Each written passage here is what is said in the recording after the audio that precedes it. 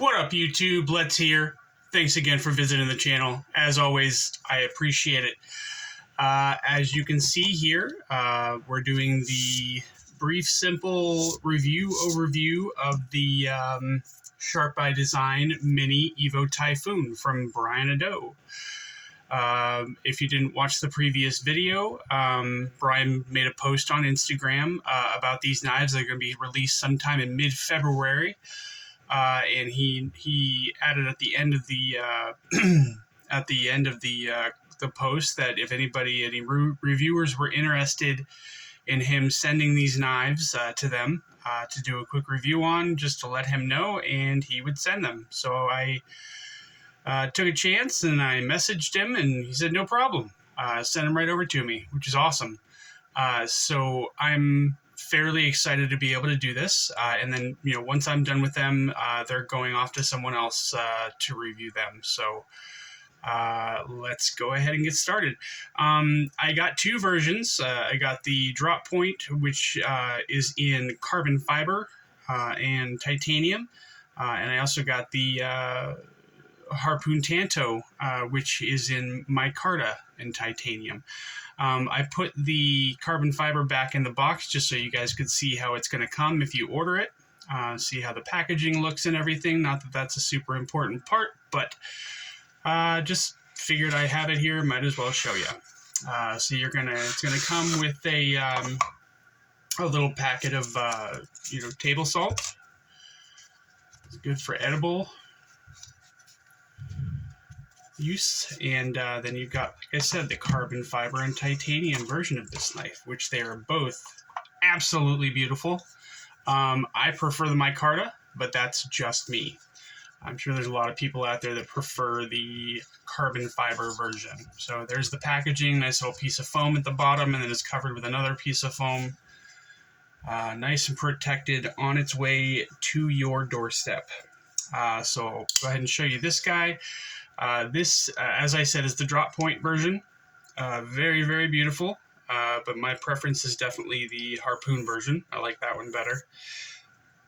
And I also like the micarta better than I like the carbon fiber. But they're both, like I said, absolutely beautiful. These knives are absolutely awesome. And I'm going to be using the word awesome a lot, but that's only because I don't know of a better word to use that's more awesome than awesome. These knives are just beautiful and fantastic and everything. I love them. If they decided that they wanted to reproduce, and for one reason or another they couldn't conceive, and they asked me to be oh gosh, I forgot the word. Surrogate. Yeah, try and stop me. That's right. I just said on Facebook out loud that I would have these knives, baby. That's how much I like them. I like them a lot. They're awesome. There's that word again. Okay, so like I said, I just wanted to show you the drop point. I'm not going to do the review on both of these, but just in case you may be more interested in the drop point, here it is in all its splendor and glory. I absolutely love the grind lines on these guys, and just the quality with which both of them were made. So yeah, it doesn't matter which one of these you buy, you're going to get a world-class knife. Brian Ado's attention to detail, fit and finish, quality of the products used, just it doesn't get any better than this. Yes, it was made by Riot, but he designed them, and he chose the best company he could have to make this knife. So yeah, I think any one of these that you purchase, you will be more than happy with. So that's the drop point. Last time you're going to see it. So yeah, this is the micarta and Harpoon Tanto version. Overall length for this guy is going to be 7.5 inches overall. You're going to have just about a 3.5-inch blade and just a hair over 3-inch cutting edge. Size comparisons compared to the Rat Model 1. The Rat is obviously going to be slightly larger by about 1.5 to 2 inches. The Rat Model 2 is going to be slightly smaller by about 1/2 inch. Compared to the Demco knives, the AD20S is obviously going to be larger than this guy, and the 20.5 is going to be just about maybe a hair shorter. And the Spyderco's Paramilitary 2, that is going to be a little bit bigger, and the Para 3 is going to be slightly smaller. Carry profile, these guys closed.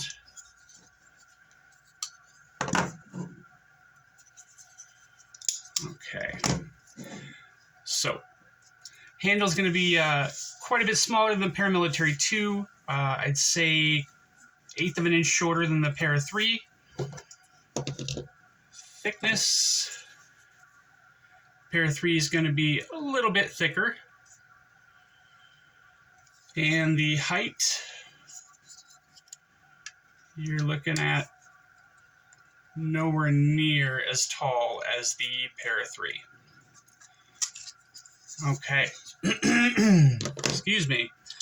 Just going to wait on this guy. I am actually, that's not the last time you're going to see that one. I'm going to weigh both of them just in case that blade profile makes a slight difference in weight. So the Harpoon Tanto is going to be exactly 3 ounces. Yep. And the drop point, that's 2.8. Okay, so yeah, the drop point's going to be slightly lighter than the Harpoon Tanto version. Blade stock thickness.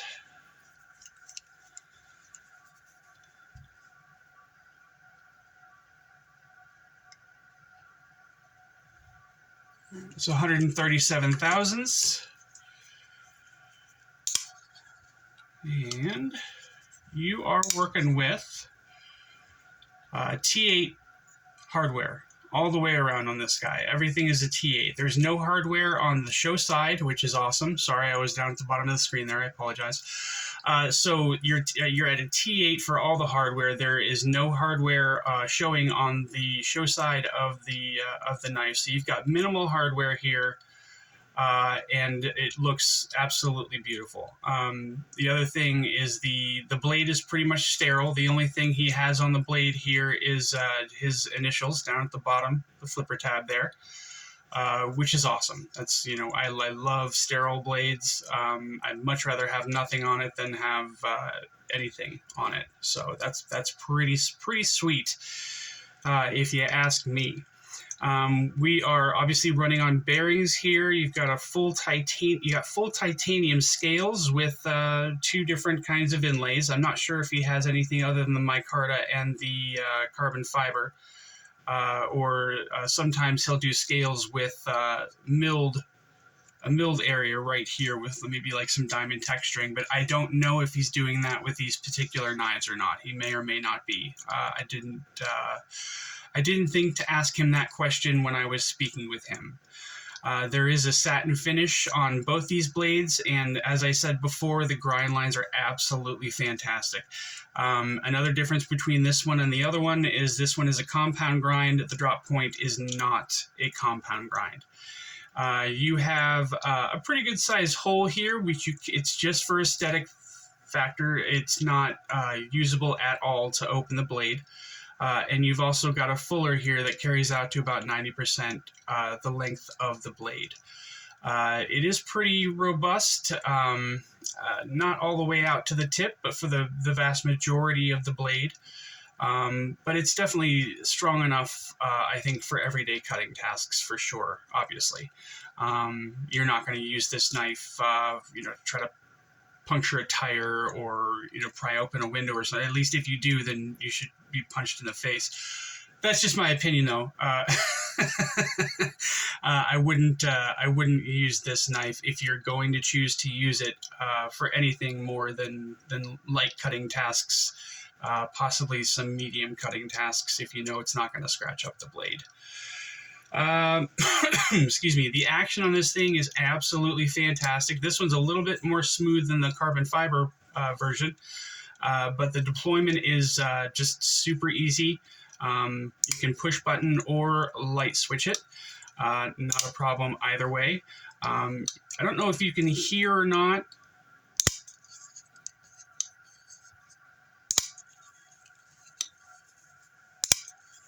It's got a little bit of a click when you engage the blade. There's a tiny little click just before it shoots out. Now, I was nervous at first that I possibly messed up both of the knives somehow. That would be my luck, but I thought it was maybe the detent ramp that Brian Nadeau uses instead of a ball and hole detent. So I asked him specifically, and he said yes, that click at the beginning of opening the blade is the detent that he uses. He says, as with use and breaking in, the sound will get less noticeable, but it won't actually go away. So that that makes sense. I just wanted to make sure that that's what was causing that sound. So be aware of that if it's your first Brian Nadeau knife. It's going to make a little bit of a strange noise initially. It's nothing that you did wrong. It's just the way the detent is set up. Disengagement is very, very easy. The lock bar and the over travel stop / steel lock bar insert acts as the raised up part to allow you to disengage the lock on the knife. So there's no problems with that at all. There is no forward finger choil here. I'd watched somebody else's review. They said, you can kind of choke up a little bit and use your finger right here, but I would not recommend doing that. I would just keep it behind the finger guard to keep from cutting yourself, because this thing is absolutely razor sharp, just scary, scary sharp. I use the term particle separator on this channel quite a bit, but I don't even know if that's a strong enough word to describe how sharp this knife is. This is obviously a titanium frame lock, but is not fully exposed. I don't know that I'd call this a full bolster lock, because this technically isn't a faux bolster. It's just a full titanium with an inlay. So I'm just going to call that a non-exposed titanium frame lock, which works very, very well. Locks up at about 15 to 20%, but it is absolutely rock solid. There is no blade play left or right, up or down with this knife at all. Just the highest level of quality that you can possibly get is the easiest way that I can think of to describe everything about this knife. If there was something wrong with it, or something, a shortcoming or something that could be improved, I would absolutely point it out. But I've had this thing for a week, and I can't see or find anything wrong with this at all. It does have a milled titanium pocket clip, which I definitely think classifies as deep carry. And it's just a beautiful shaped pocket clip. It works fantastic. You do have to grab your pocket with your other hand to put it in the pocket. I don't know if that will decrease with use. I don't know if that'll loosen up a little bit enough for you to just be able to slide it in or not, but I'm not able to hold on to this long enough to find out, unfortunately. Sad face. This particular knife is going to go for about $300. I don't know if he has a pre-order with this or not. I think he did, but he said he will have some going out to retailers So they will be available for purchase in somewhere around mid-February. So in a week or two here, probably these will start popping up at retailers. I definitely think, there's nothing that I could say, that would further explain that, that this is definitely a recommendable knife. I mean, it's beautiful. It's very well made. It comes from a designer that has a very good track record of making just some of the most just spectacular folding knives on the market. He does do some custom work. I don't know if his books are open right now, but you're more than welcome to send him a message on Instagram to find out. But as I said, these are going to be released sometime in mid-February. You're going to have, to my knowledge, 2 options for the handle, the inlays, and you're going to have 2 options for the blade. You've got the drop point or the harpoon tanto. What else can I say, guys? Like I said, I've had this knife for about a week. I've had both of these for about a week, and I didn't carry them outside or anything like that, and I didn't do a whole lot of cutting with them, maybe just a little bit. Like I cut into some aluminum cans and a couple of other things. I'm just kidding. I didn't cut anything with this guy. I would have been terrified that I'd mess up the blade or something like that, even if I was cutting through butter. But I've just been flicking it open, closing it, looking at it. My wife says, "You never looked at me that way before," and so,